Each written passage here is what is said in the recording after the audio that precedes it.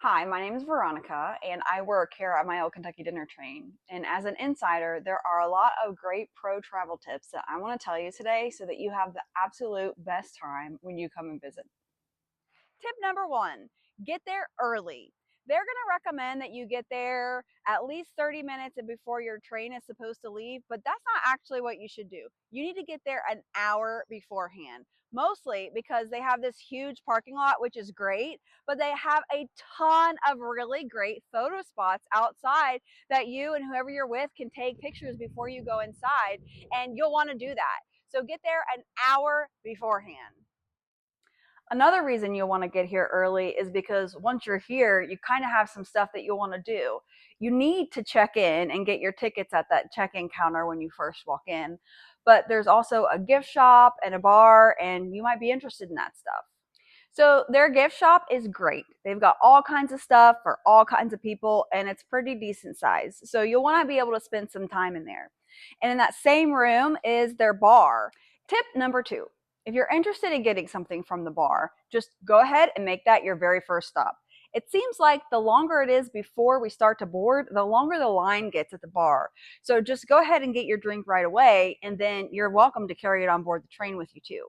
At some point in the evening, the bar will actually put up this sign and they will close because they're the same bartenders that get on board the train to serve on board the train there too. So it gets a little bit disappointing for some people who are still in line. So one, you don't want to be that person still in line, but two, don't be surprised that they put up this sign and scoot themselves in before everybody else does.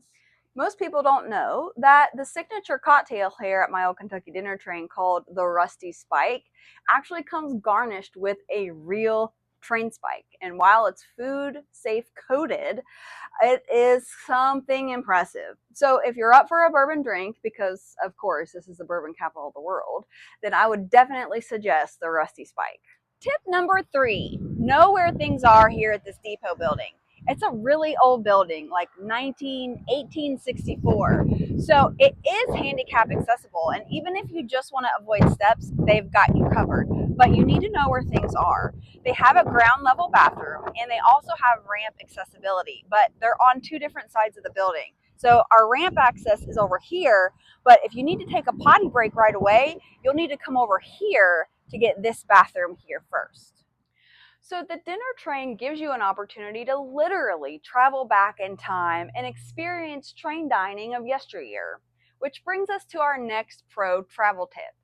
There are some travelers that are a little bit bigger in size than others. So if you are a traveler of size, you may want to request a seat that affords extra space, and you're going to do that while you're making your reservation at booking. The website indicates that you can mark down in your booking or ask the reservationist for table 60, but really that's just an indicator to let them know to put you at a table on any of the train cars that has that extra space, because they do have tables at every single train car that have just a little bit more space than the other ones. And then that way you can enjoy your whole experience with a little bit more comfort. Tip number five, what you wear matters. So here we recommend that you wear business casual, and some people wear things a little nicer than business casual depending on what they're here for. But we want to recommend that because you're going to want to match the experience and the atmosphere. You don't want to feel out of place. So business casual is a really good recommendation so that you feel right at home when you're here. Tip number six, your ticket is going to be your best friend. So your ticket has several pieces of information listed on it. It'll have your name, of course, the date and time you're riding, but it also has your train car, your table, and your seat number. They're all assigned so you don't have to figure out how to get there first. So they are going to use the table number and the train car for your boarding call, and you'll need to know that. It'll call your train car, so like 777 boarding now through this door. And you can see above our doors here, we have red signs that will help you know right that you're going out the correct door. And so if you're not, then you can go out this room and it'll be out that door. And then your table numbers, once you get on board that train, will tell you where to sit, and those are located in the windowsill. That's how they're marked. And then your seats are assigned that way too. So this is a key piece of information that you'll want to have handy when it's time for the boarding call. Tip number seven, dress a little warmer than normal. The train cars are from the 1940s and they are temperature controlled, which means in the winter there's heat and in the summer there's air conditioning, but it tends to run a little colder than most people prefer. So some of you might love that, but some of you might want to remember to bring a cardigan or a jacket or something to make sure that you stay warm and comfortable while you're on board. Next tip. Remember, the aisleways are relatively narrow, which isn't generally a problem when you're walking up and down because you can always move sideways. But don't forget that when you are sitting, your server is moving up and down the aisleway. So if you're a person who has a tendency to have your leg out or your foot, or you have a cane or a purse, those things all need to be underneath your table so that you don't accidentally trip your server who's bringing your delicious food or another customer. That being said, if you end up going to the bathroom, you need to keep your eye out for other customers who may have their feet out because you don't want to trip. Most people don't know that the food is actually cooked right on board the train as we're going down the track. So when you get your food, if it's not right or what you expected, you can actually ask your server to send it back to the kitchen for them to fix for you.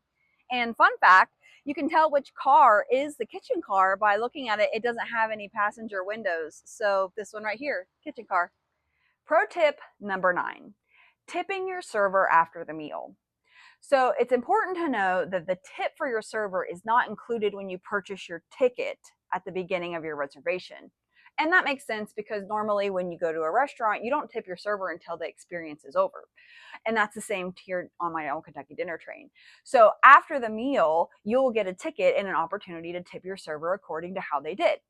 And most people have questions on how much do I tip and what is the appropriate or average tip. So the answer to that varies according to how your server did, but generally $20 to $30 a person is a typical tip here at my old Kentucky Dinner Train. A lot of guests come off the train excited to bring a few things home to experience there as well.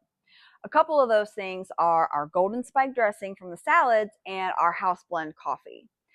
And you could probably guess that they're available here at our gift shop. What you probably don't know, and this is our next pro travel tip, is that you can get these also on their online gift shop, which is easily accessed from the website. So if you're a first-time customer or a pro traveler here, we can't wait to see you next time, and we hope these tips help you make the most of your experience while you're visiting here at my old Kentucky Dinner Train.